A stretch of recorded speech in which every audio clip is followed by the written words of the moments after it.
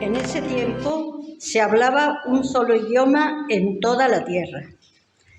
Al emigrar al oriente, la gente encontró una llanura en la región de Sinar y allí se asentaron. Un día se dijeron unos a otros: «Vamos a hacer ladrillos y a cocerlos al fuego». Fue así como usaron ladrillos en vez de piedra y asfalto en vez de mezcla. Luego dijeron: «Construyamos una ciudad con una torre que llegue hasta el cielo. De ese modo nos haremos famosos y evitaremos ser dispersados por toda la tierra». Pero el Señor bajó para observar la ciudad y la torre que los hombres estaban construyendo, y se dijo: «Todos forman un solo pueblo y hablan un solo idioma, y esto es solo el comienzo de sus obras, y todo lo que se propongan lo podrán lograr. Será mejor que bajemos a confundir su idioma para que ya no se entiendan entre ellos mismos». De esta manera el Señor los dispersó desde allí por toda la tierra, y por lo tanto dejaron de construir la ciudad. Por eso a la ciudad se le llamó Babel, porque fue allí donde el Señor confundió el idioma de toda la gente de la tierra y de donde los dispersó por todo el mundo. Amén. Pasamos a la siguiente lectura, que está en el libro de Hechos, capítulo 2, versículos del 1 al 21.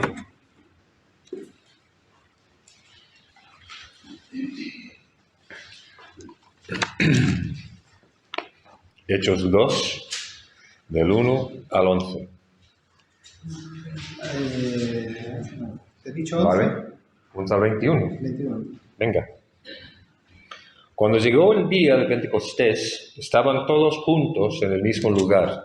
De repente vino del cielo un ruido, como el de una violenta ráfaga de viento, y llenó toda la casa donde estaban reunidos. Se les aparecieron entonces unas lenguas como de fuego, que se repartieron y se posaron sobre cada uno de ellos. Todos fueron llenos del Espíritu Santo y comenzaron a hablar en diferentes lenguas, según el Espíritu les concedía expresarse. Estaban de visita en Jerusalén judíos piadosos, procedentes de todas las naciones de la tierra. Al oír aquel bullicio, se agolparon y quedaron todos pasmados, porque cada uno los escuchaba hablar en su propio idioma.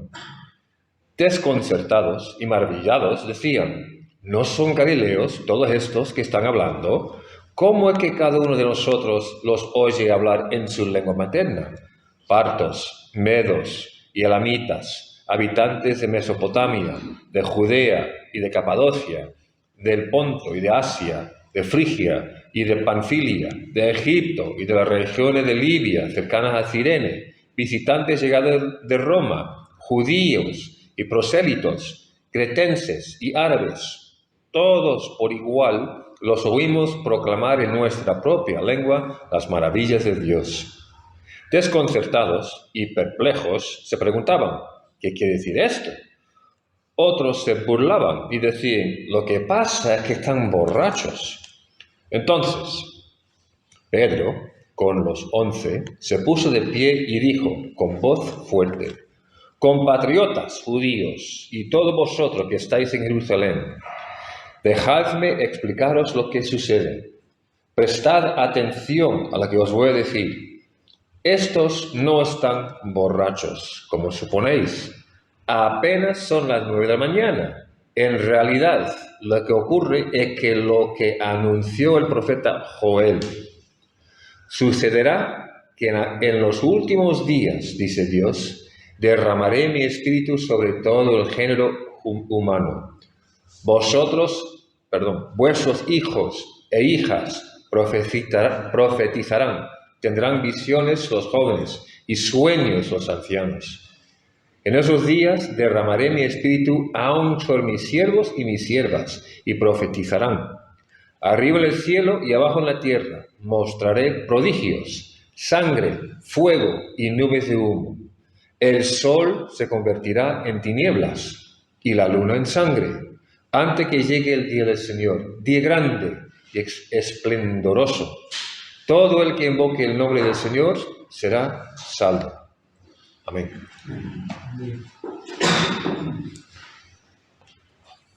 Pues hoy tenemos de invitado especial para la predicación a nuestro hermano Lucas Magni, así que adelante.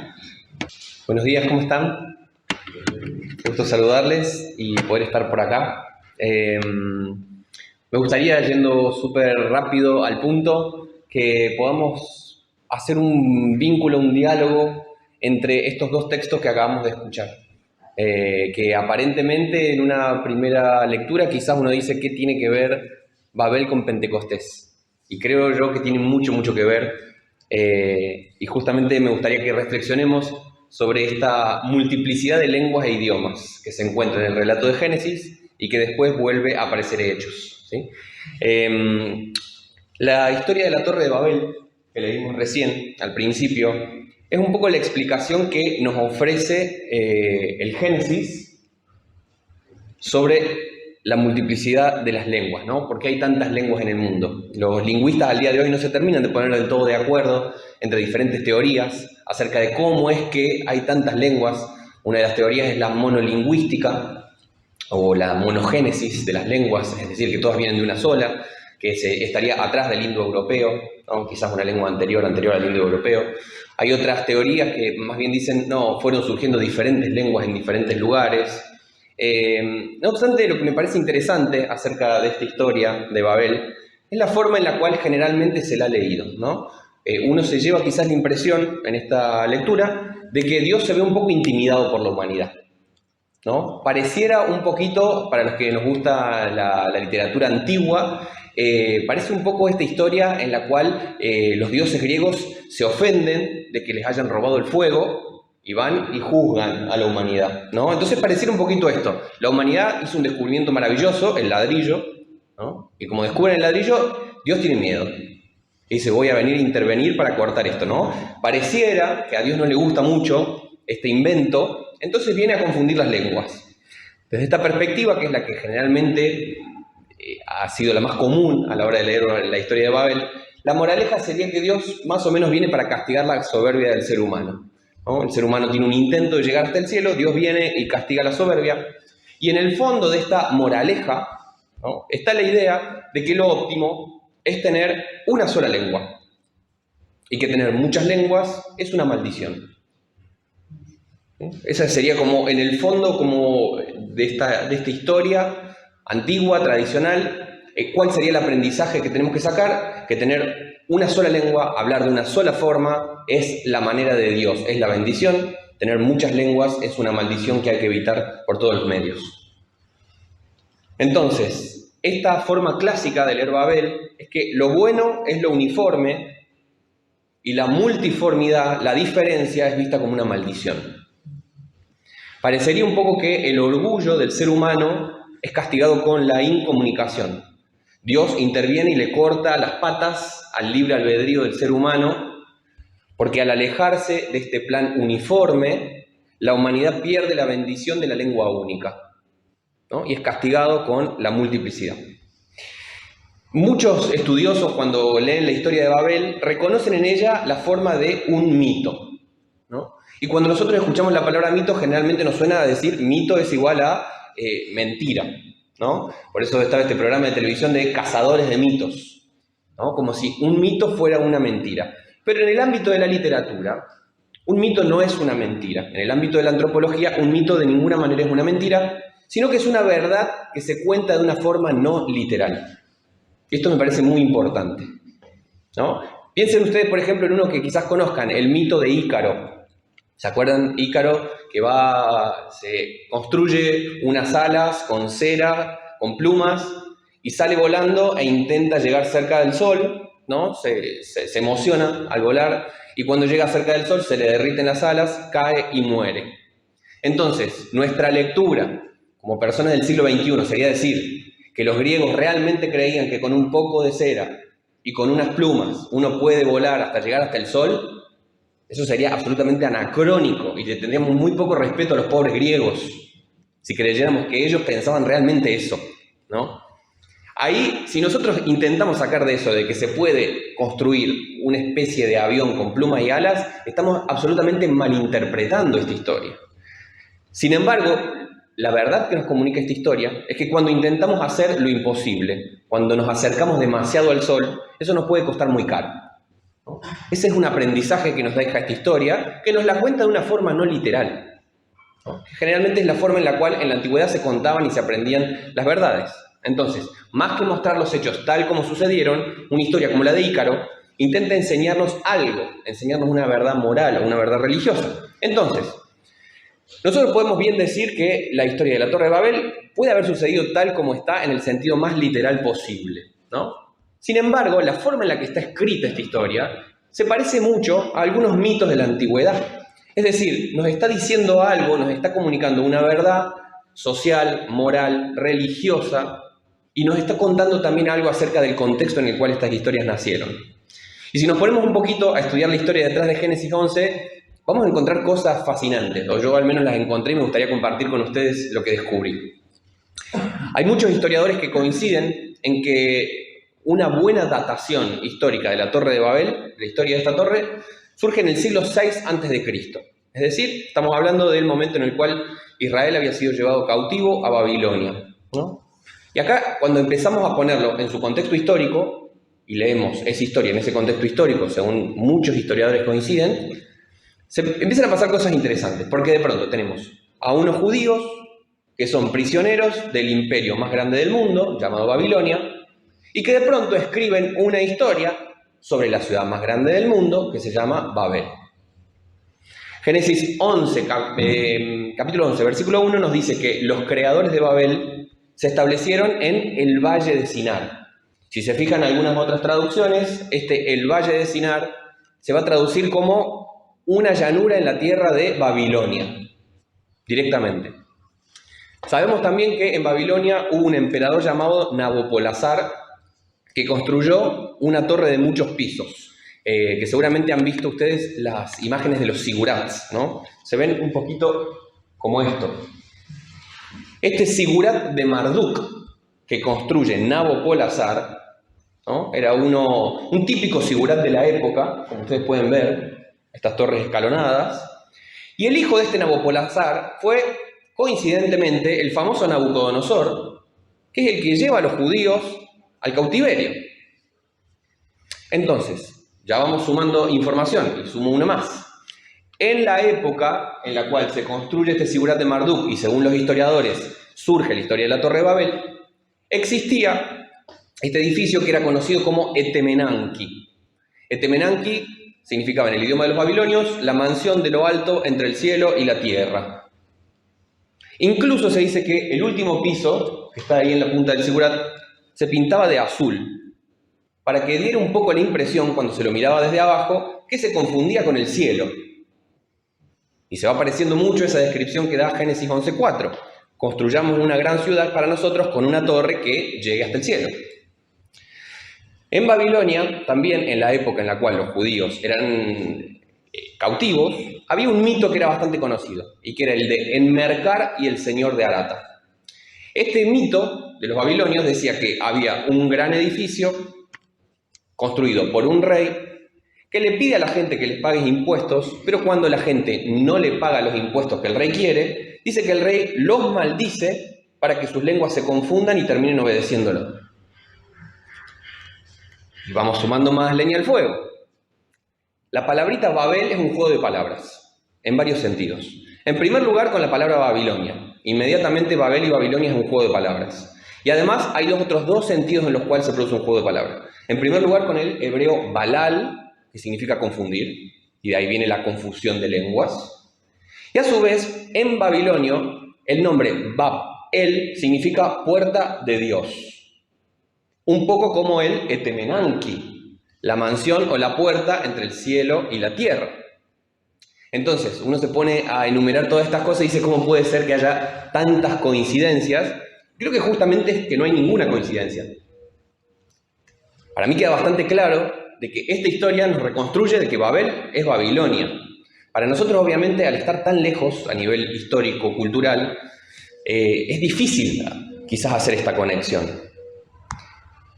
Pero esta historia de Génesis, al mismo tiempo que nos ofrece un relato acerca de cómo surgieron las lenguas del mundo, creo que nos está ofreciendo muchas otras cosas. Y me gustaría pensar en algunas aplicaciones prácticas de esta conclusión.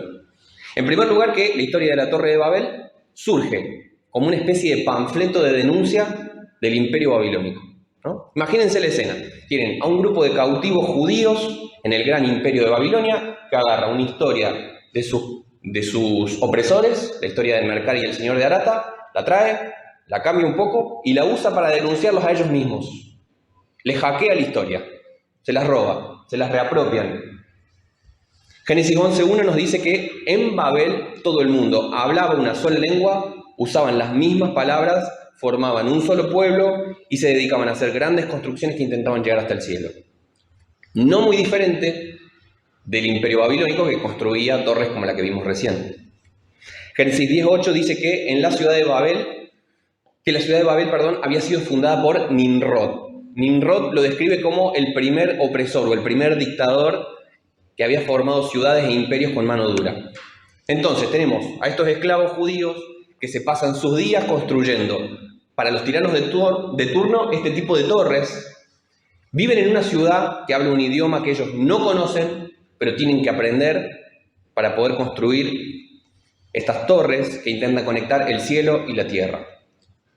La realidad cultural, política, económica de Babilonia se estaba imponiendo a todos y se pide a todos en esta ciudad que había congregado a pueblos que venían de toda la tierra que dejaran de lado sus particularidades culturales, que hablaran la misma lengua y que construyeran la torre del emperador. Y sin embargo, qué interesante que este pueblo cautivo no se resigna a esta situación, porque en el corazón de este pueblo está la esperanza de saber que Dios se va a meter en su historia.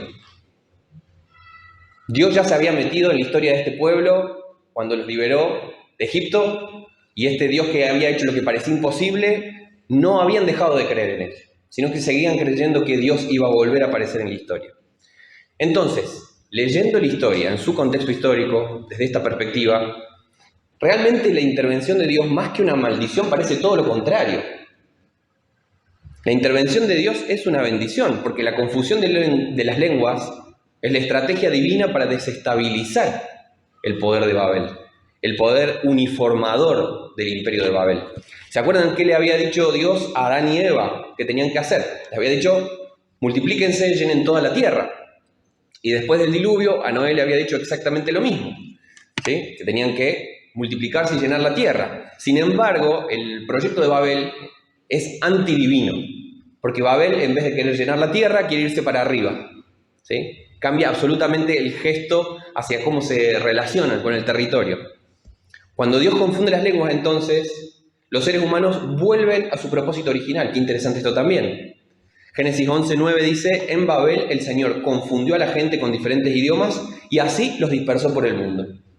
Entonces, más que una maldición, tener muchas lenguas es la forma en la cual Dios les permite volver a su propósito original. El propósito que se habían olvidado intentando llegar hasta el cielo.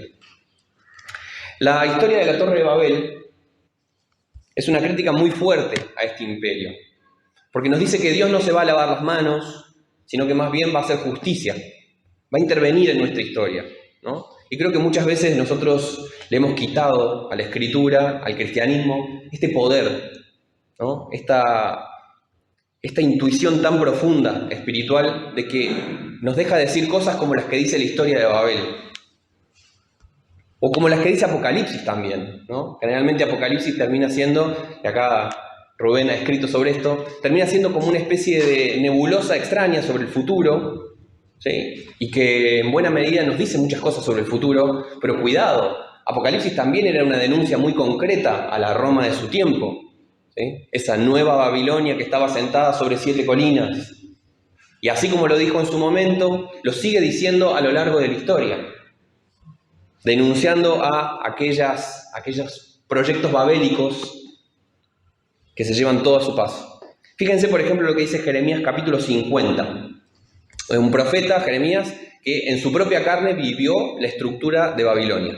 Dice así, que en la tierra se escuche el grito de guerra, un clamor de gran destrucción.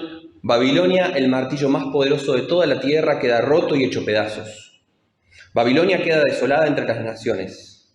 Escucha, Babilonia, porque te tendí una trampa. Estás atrapada porque luchaste contra el Señor. Mira, pueblo arrogante, yo soy tu enemigo, dice el Señor de los ejércitos. Ha llegado el día de tu juicio, el día en que te castigaré. Oh tierra de arrogancia, tropezarás y caerás y nadie te levantará. Fíjense, por ejemplo, lo que dice el capítulo 14 de Isaías, también sobre Babilonia. Algo que concretamente en este contexto se refiere a Babilonia, pero que se puede aplicar a todos los proyectos babélicos de la historia. En aquel día maravilloso, cuando el Señor le dé descanso a su pueblo de sus angustias y temores, de la esclavitud y de las cadenas, te mofarás del rey de Babilonia y dirás, el hombre poderoso ha sido destruido. Sí, se acabó tu insolencia, pues el Señor aplastó tu poder malvado y puso fin a tu reino perverso. Tú atacabas al pueblo con incesantes golpes de furia y dominabas a las naciones dentro de tu poder sofocante con una tiranía implacable. Sin embargo, finalmente la tierra está en reposo y tranquila. ¿Cómo has caído del cielo, oh estrella luciente, hijo de la mañana? Has sido arrojado a la tierra, tú que destruías a las naciones del mundo, pues te decías a ti mismo, lo mismo que Babel, subiré al cielo para poner mi trono por encima de las estrellas de Dios. En cambio serás bajado al lugar de los muertos, a las profundidades más hondas. Allí todos te mirarán y se preguntarán, ¿puede ser este el que sacudía la tierra y hacía temblar a los reinos del mundo? ¿Es este el que destruyó el mundo y lo convirtió en una tierra baldía? ¿Es este el rey que demolía las grandes ciudades del mundo y no tenía compasión de sus prisioneros? Fíjense cómo la narrativa se repite una y otra vez, ¿no? Dios interviene para hacer algo con esta gente que intenta construir sus imperios para que lleguen hasta el cielo, llevándose puesto a su paso cualquier cosa. Entonces, para un pueblo como este que vive en estas condiciones, la historia de la Torre de Babel significaba una gran esperanza. No significaba el miedo de que Dios va a venir y nos va a confundir y que me va a castigar. Al contrario, para este pueblo significa exactamente lo contrario. Significa la bendición de que Dios está en control, que Dios no es ajeno a nuestra historia. Y ahora sí me gustaría hacer la conexión entre esta historia de Babel y la de Pentecostés, que ya leímos recién, ¿no? La historia en la cual estaban también en un lugar y de pronto hay un gran estruendo, que es como el nuevo momento en el cual aparece Dios, ¿no?, en la historia y pasa algo. Y me gusta imaginármelo así porque generalmente decimos, bueno, esta gente escucha hablar en su propio idioma. Pero lo que me parece interesante es que dice que estaban todos reunidos en este aposento y cuando viene el estruendo empiezan a hablar en nuevas lenguas. Entonces imagínense una gran cantidad de personas. No sabemos exactamente quiénes estaban ahí, pero había un montón de personas en una pieza pequeña, ¿no? Imagínense que a lo mejor había 120 personas en este lugar y cada uno empieza a hablar a los gritos y de pronto hay gente en la calle que escucha. O sea, fíjense el milagro del asunto. No es simplemente que los escuchen en su propio idioma. Es que hay un tumulto. Todo el mundo está hablando y gritando en nuevas lenguas y de pronto gente que está afuera, cada uno escucha en su propia lengua. Eso me parece maravilloso. No solamente que escuchen cada uno en su propia lengua, sino que de ese tumulto de voces, porque cada uno está hablando y gritando las palabras que Dios pone en sus corazones, pero se entiende el mensaje. Hay algunas partes de la Biblia que solamente las entendemos cuando hacemos lo que en literatura se llama la intertextualidad. Es agarrar un texto y conectarlo con otro, ¿no? Entonces, por ejemplo, quizás una de las intertextualidades más conocidas de la Biblia. ¿Cómo empieza Juan capítulo 1? En el principio era el verbo y el verbo estaba con Dios y el verbo era Dios. Eso nosotros sabemos que Juan no se lo saca de la galera, sino que nos trae a nosotros la memoria de que en el principio creó Dios los cielos y la tierra. Entonces, hay un artificio literario en empezar diciendo eso que nos remite a todo otro mundo, ¿no? Inmediatamente, si nosotros entendemos lo que está queriendo hacer Juan, nos damos cuenta de que Juan está diciendo Jesús es Dios. El Logos estaba en el principio, ¿no? Pentecostés es justamente eso. Pentecostés es el nuevo Babel. Porque aunque en Babel Dios efectivamente había bendecido, había intervenido, destronando y disolviendo el imperio, había quedado un problema en Babel. Y es que la gente hablaba ya diferentes idiomas y ya no se podía entender. Es verdad, el proyecto de llegar hasta el cielo se rompió. Sin embargo, ahora la gente tiene un gran problema de comunicación, ¿no? La obra de Dios en Babel libera a esta gente de un imperio totalizador, pero queda un problema fundamental, y es que ya no nos podemos entender entre nosotros. Y la gran respuesta del Nuevo Testamento, ¿no? El Nuevo Testamento constantemente responde las preguntas que le tira el Antiguo Testamento, ¿no? Hay ciertas expectativas, ciertos problemas, ciertas situaciones que el Antiguo Testamento deja irresolutas, y viene el Nuevo Testamento y propone sus respuestas. Pentecostés es la respuesta del Nuevo Testamento a la historia de la Torre de Babel. Qué interesantes los paralelismos. En estas dos historias dice que hay gente muy confundida. Esto es lo primero. En Babel dice que hay una confusión de lenguas que hace que la gente ya no pueda trabajar junta. En Pentecostés dice que los visitantes se sorprenden, pero a pesar de todo, aunque están confundidos, no saben lo que está pasando, dice que todo el mundo entiende en su propio idioma el mensaje de esperanza. En Babel, Dios había convertido la lengua universal única en muchas lenguas. En Pentecostés, Dios permite que muchas lenguas se unifiquen en la comunicación y que se puedan entender. En Babel, Dios confunde las lenguas para que los seres humanos dejen de edificar la ciudad y para esparcirlo sobre toda la tierra. En Pentecostés, pareciera un poco como si todas las naciones que se habían dispersado en Babel se vuelven a encontrar, ¿no? El proceso de dispersión se vuelve a juntar, ¿no? Y dice que hay partos, medos, elamitas, habitantes de Mesopotamia, de Judea, de Capadocia, del Ponto, de Asia, de Frigia, de Panfilia, de Egipto, de las regiones de Libia alrededor de Cirene, viajeros de Roma, tanto judíos como prosélitos, cretenses y árabes, ¿no? Todos esos pueblos dispersados en Babel se vuelven a reunir, pero cuidado, no ya en Babilonia, que es la histórica ciudad del pecado y la decadencia, sino en Jerusalén, en Sión, la ciudad santa, ¿no? La ciudad donde Cristo unos pocos días antes había muerto y resucitado. Fíjense los enormes paralelismos entre estas historias. Babel es la historia de gente tan soberbia que no tiene problema en pasarle encima a los demás y que esa soberbia los había llevado al punto en el que ya no se podían entender. Por el contrario, la historia de Pentecostés nos cuenta que en el aposento alto, los hombres más humildes de Galilea, muchos de ellos analfabetos, habían seguido a Jesús, un profeta asesinado por el poder religioso y político. De pronto, esta gente, la más humilde de todas, habla por obra del Espíritu lenguas desconocidas. En Babel todos son iguales, pero de pronto no pueden entenderse. En Pentecostés todos son diferentes. Sin embargo, los que pensamos diferente, hablamos diferente, venimos de historias diferentes, cuando Dios está entre nosotros podemos entendernos. Y ese es el milagro. Creo que hay dos grandes maneras de buscar la unidad de la iglesia: la uniformidad y la multiplicidad. La Torre de Babel significa que todos estamos unidos porque hablamos una misma lengua y construimos la misma torre. Pentecostés significa que todos estamos unidos porque, aunque somos diferentes y somos conscientes de eso, gracias a la obra de Dios podemos entendernos.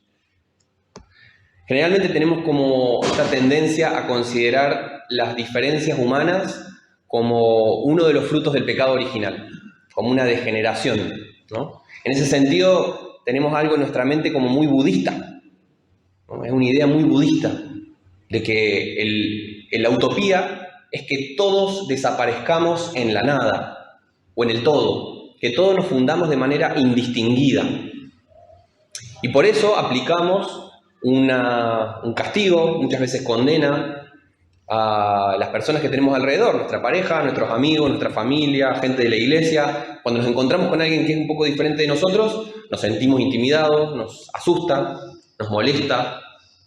Y quizás guardamos la esperanza de que si todos fuéramos iguales, estaríamos en absoluta paz. Y sin embargo, Pentecostés nos enseña que la multiplicidad es uno de los grandes regalos que Dios ha dado a su iglesia desde el momento uno. Desde el momento uno, la iglesia está fundada en una unidad múltiple. Qué interesante que Dios, habiendo podido hacerlo como quería, no hizo que toda la gente de todos los pueblos hablen todos arameo. Al contrario, la gente mantiene sus idiomas y es Dios en un acto misionero el que habla el idioma de la gente. Más que algo que simplemente se debe tolerar, la multiplicidad está en la base misma de la comunidad cristiana. Pedro 4:10, 1 de Pedro 4:10 nos dice que Dios ha querido revelarse a través de una gracia multiforme. Y Efesios 4:16 dice que quiere que su cuerpo sea algo bien concertado y unido entre sí por todas las coyunturas que se ayudan mutuamente según la actividad propia de cada miembro.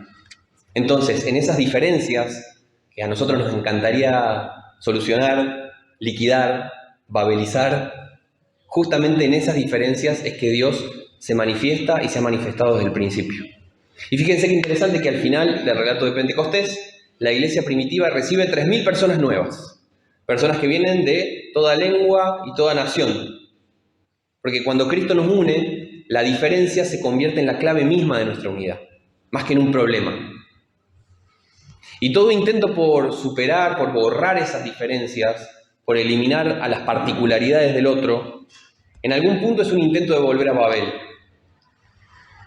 Creo justamente que la iglesia está sana cuando las diferencias, como en la historia de Pentecostés, son redimidas por la obra del Espíritu. Pero cuando intentamos construir estos imperios en los cuales todos pensamos igual, hacemos lo mismo, decimos las mismas cosas, en realidad cuando hacemos eso, le estamos diciendo a Dios, no te necesitamos acá, nosotros sabemos hacer ladrillos. Así que en este domingo de Pentecostés, y para terminar, me gustaría que, así como hicimos un viaje al pasado de Babel, hagamos también un vistazo al futuro, al final de la historia. Vamos a leer Apocalipsis capítulo 7, versículos del 9 al 12. Es simplemente un vistazo a esta melodía, esta narrativa que hemos encontrado al principio de la historia humana, hemos encontrado al principio de la historia nueva del Evangelio y también podemos visualizarla hacia el final. Apocalipsis capítulo 7, versículos del 9 al 12. Después de esto miré y vi una gran multitud, la cual nadie podía contar, de todas las naciones, tribus, pueblos y lenguas. Estaban delante del trono, en presencia del Cordero, vestidos con túnicas blancas y con ramas de palma en sus manos, y clamaban a gran voz, la salvación pertenece a nuestro Dios, que está sentado en el trono, y al Cordero. Y todos los ángeles que estaban en pie alrededor del trono, de los ancianos y de los 4 seres vivientes, se postraron rostro en tierra delante del trono y adoraron a Dios, diciendo, amén, alabanza y gloria, sabiduría y acción de gracias, honra, poder y fortaleza sean a nuestro Dios para siempre jamás. Amén. Entonces, esta iglesia, llena de caras diferentes, se vuelve a encontrar una vez más al final de los tiempos. La predicación que en Pentecostés había congregado a todos los pueblos de la tierra, sucede una vez más, pero ahora delante del trono del Cordero, donde aparece gente de toda tribu, pueblo, lengua, nación, que tiene dones, formas, tradiciones, inclinaciones, prácticas, ritos diferentes, pero se encuentran todos ellos al final en una perfecta unidad. Qué interesante que dice que están cantando la misma canción, porque no es que cada uno está haciendo la suya, están cantando la misma canción, pero no dejan de cantarla en cada tribu, pueblo, lengua y nación. Es la misma canción, pero cada uno la canta con su tonada, con su propia lengua. El pecado trajo esta división al mundo, la ruptura, se quebró algo, pero la acción de Cristo, que ha sido lenta pero pareja a lo largo de la historia, vuelve a inaugurar esta inocencia, esta unidad original, pero es una unidad que no es una masa indistinta, ¿no? Y tenemos un símbolo de todas esas cosas en los vitrales. Los vitrales son justamente eso, ¿no? De pronto estos colores y estas formas que cada uno podría decir, todo esto debería ser azul, todo esto debería ser rojo, todo debería ser verde, sin distinciones. Sin embargo, cuando la luz pasa por todos esos colores diferentes, con sus formitas diferentes, pasa algo que ninguno de esos colores por sí mismo podría lograr. En ese sentido, el cristianismo no se parece a una reintegración budista en el todo o en la nada, ¿no? Porque Cristo, para unirnos, no borra las diferencias, lo que borra es el pecado. Y lo que el Espíritu había logrado en un momento y en un lugar, en Jerusalén, en el día de Pentecostés, se convierte en esta fiesta universal delante del trono del Cordero. Tenemos a una multitud cantando la misma canción en un montón de lenguas, de dialectos, de tonadas. Y creo que todos, de una forma u otra, tenemos en nosotros el gen de Babel. Nos gusta que los demás piensen y hagan lo que nosotros hacemos, decimos. Nos gusta uniformar el mundo según nuestros deseos, pero Dios nos ama lo suficiente como para darnos al otro. Dios sabe acerca de nuestras tentaciones y cuando nos regala al otro, nos regala también la posibilidad de abrirnos a lo que no sabemos, no tenemos, naturalmente no queremos o no podemos. Y en ese sentido me gusta pensar que la iglesia es como una sinfonía y que si todos fuéramos como trompetas, seríamos muy ruidosos, muy potentes, pero insoportables. Y si fuéramos como violines, seríamos muy dulces, pero chillones y también insoportables. Y si fuéramos flautitas, seríamos también sutiles, pero no tendríamos potencia. Y eventualmente seríamos también insoportables. Y el equilibrio se da justamente cuando estas voces diferentes se unen en una melodía que los excede, que los saca de sí mismos. Y esa armonía colectiva logra justamente superar los defectos y las limitaciones que son individuales. Ojalá que ese mismo trabajo que el Espíritu hizo cuando bajó en Babel y cuando volvió a bajar en Pentecostés, lo siga haciendo entre nosotros, que lo necesitamos tanto en este tiempo. Amén.